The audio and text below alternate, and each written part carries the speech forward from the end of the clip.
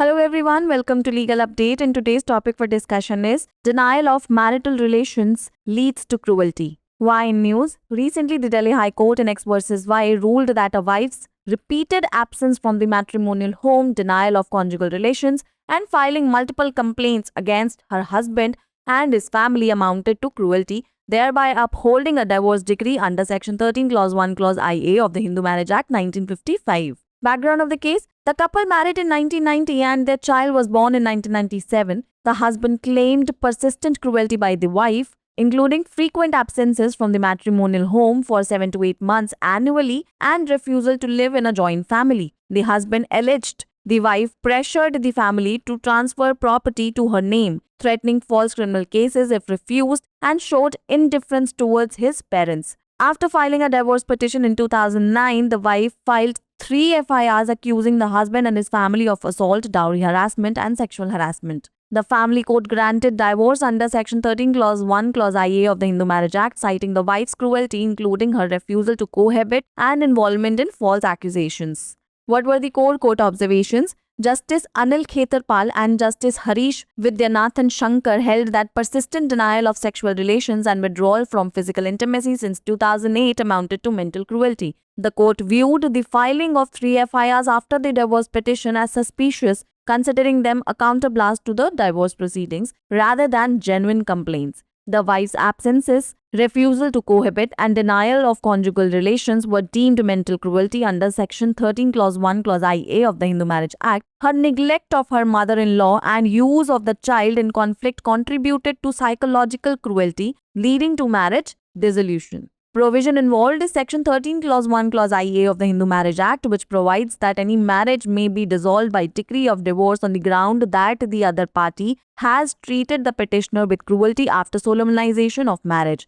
Essential elements are: the cruelty must occur after marriage solemnization, as premarital conduct cannot form the basis for divorce under the provision. The respondent must have treated the petitioner with cruelty encompassing both physical and mental forms. Either spouse has the right to file for divorce under this ground if subjected to cruelty by the other party. It's the time for practice question. Under Section 13 Clause 1 Clause IA of the Hindu Marriage Act 1955, which of the following is considered as a ground for divorce? Option A, cruelty before marriage. Option B, cruelty after marriage. Option C, mutual consent. And option D, financial disputes. Pin down your answers in the comment section below.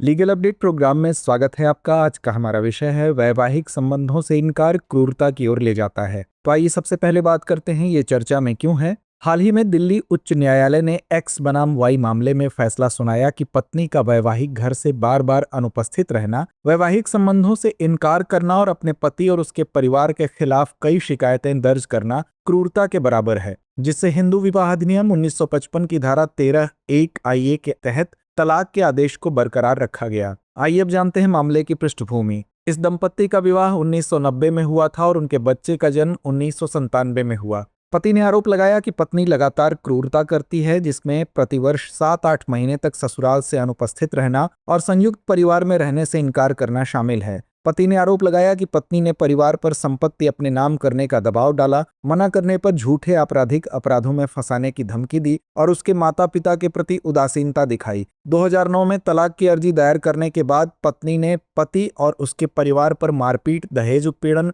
और यौन उत्पीड़न का आरोप लगाते हुए 3 FIR दर्ज कराई। पारिवारिक न्यायालय ने पत्नी की क्रूरता, जिसमें सहवास से इनकार करना और झूठे आरोपों में संलिप्तता शामिल है, का हवाला देते हुए हिंदू विवाह अधिनियम की धारा 13(1)(1) के तहत तलाक को मंजूरी दे दी। आइए अब बात करते हैं न्यायालय की टिप्पणियों पर। न्यायमूर्ति अनिल क्षेत्रपाल और न्यायमूर्ति हरीश वैद्यनाथ शंकर ने माना कि 2008 से लगातार यौन संबंध से इनकार करना और शारीरिक अंतरंगता से दूर रहना मानसिक क्रूरता के समान है। अदालत ने तलाक की याचिका के बाद 3 FIR दर्ज किए जाने को संदिग्ध माना और माना कि ये वास्तविक शिकायतें नहीं बल्कि तलाक की कार्यवाही का प्रतिकार हैं। हिंदू विवाह अधिनियम की धारा 13(1) IA के तहत पत्नी की अनुपस्थिति, साथ ही रहने से इनकार और वैवाहिक संबंधों से इनकार को मानसिक क्रूरता माना गया। अपनी सास की उपेक्षा और विवाद में बच्चे का इस्तेमाल जैसी मनोवैज्ञानिक क्रूरता को बढ़ावा देने के कारण विवाह विच्छेद हुआ।